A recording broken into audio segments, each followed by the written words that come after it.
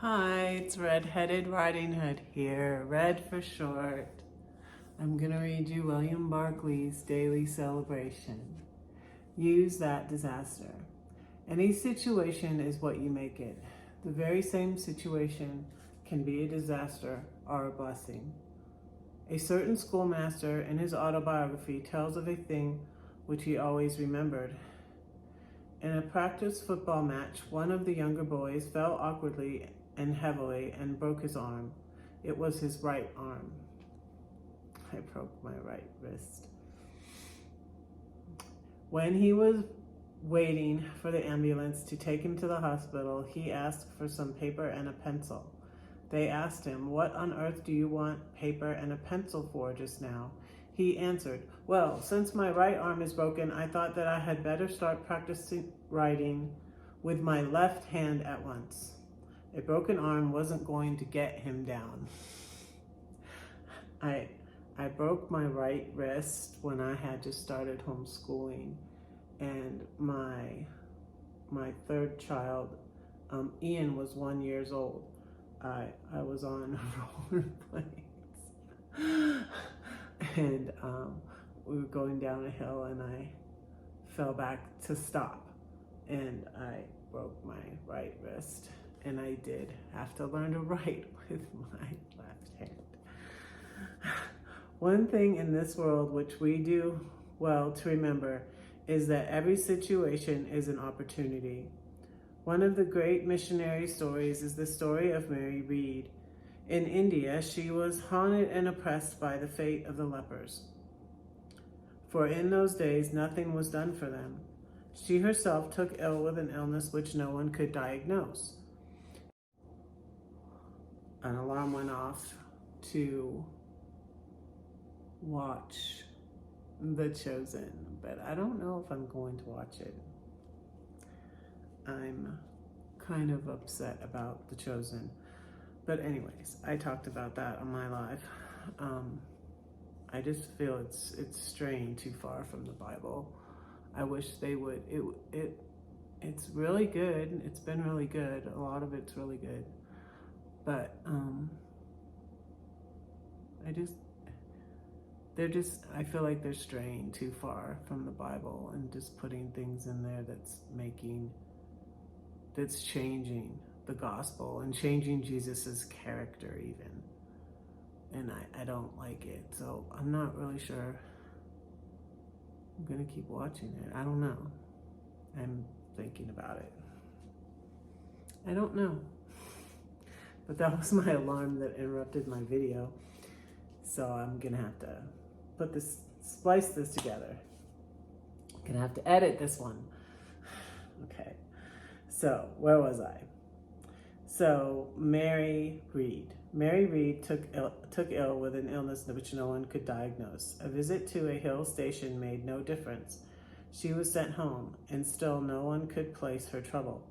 She had a numbness in one of her fingers and a stubbornly unhealable spot on her face. At last the doctor realized what was the matter with her. She had contracted leprosy herself. She was told the news. What was her reaction? Her reaction was to go down on her knees and to thank God that he had made her a leper. For now, she could spend her life with the lepers for whom her heart was sore. Mary Read went back to India, and for many years, herself a leper, she worked among the lepers and was the means of bringing health and hope to them. She thanked God for what looked like a disaster, for in it she saw a boundless opportunity. Things will happen to us. Things may have already happened to us, which look like disaster. Let us remember that nothing is a disaster unless we make it so, and everything is an opportunity if we believe in the God who is working all things together for good.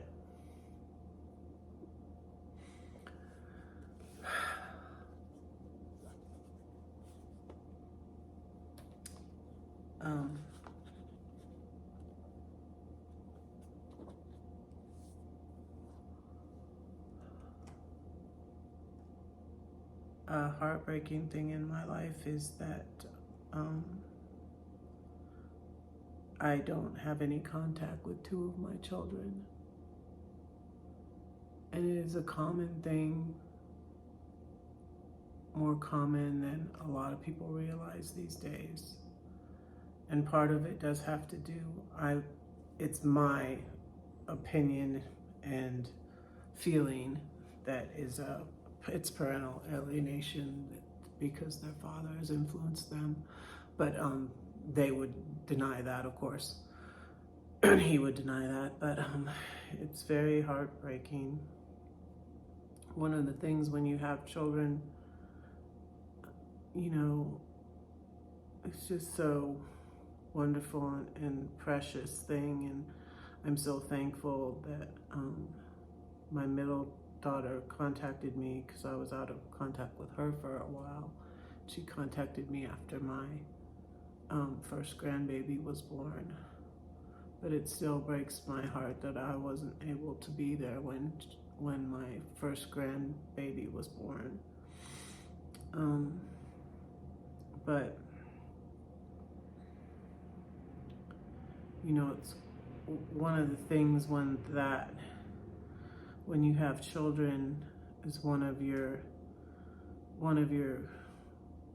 worst fears is something happening to them, and you know, or losing one of your children.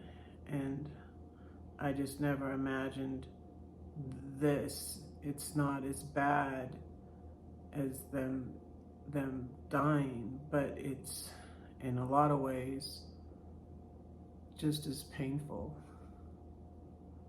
because it just breaks your heart that your child who you raised and you loved doesn't want anything to do with you. And it is a disaster. And that's, sometimes I don't always, but I read this one before. Sometimes the first time I'm reading it, well, I've read the book before, but it was a while ago. And that's why I decided to read it on here, is because it was so good.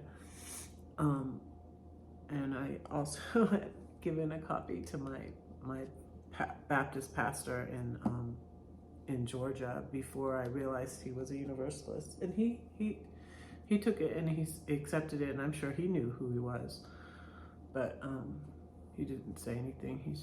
He just took it. But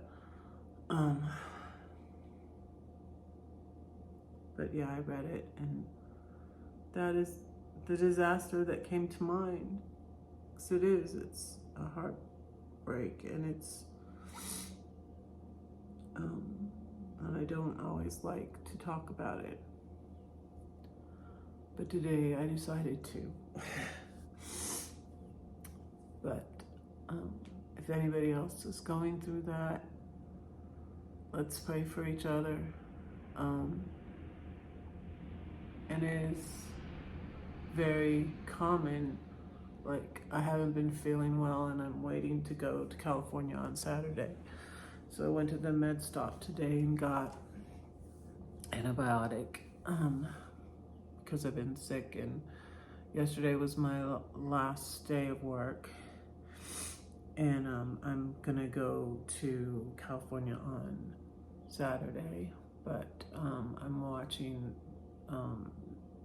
Netflix. I've been trying to rest and get better, and now I have antibiotic, and I'm watching this thing on this cult in California, this TikTok cult with this church, and these people have lost contact with their daughter, and their daughters both were dancers on TikTok, and she got involved in this church, and so there's numerous situations. I read a book by I think his name is Coleman. He has a YouTube channel too, The Rules of Estrangement. I think his name is Joshua Coleman. I'll put his link below this, but it's a thing with a lot of people. Sometimes it's the parents, sometimes it's the kids, sometimes, I mean, like, sometimes it's, you know, toxic situations, or, you know, there's just a lot of things and issues, you know, when there's divorce and there's a parental alienation, and it doesn't just happen with little kids. It happens with little kids, but it happens with grown kids too. Mine are grown. But anyways, that's it. Don't say that no one cares for you, because I do, and God does too. Don't forget to pray for Red, because Red is praying for you. Bye.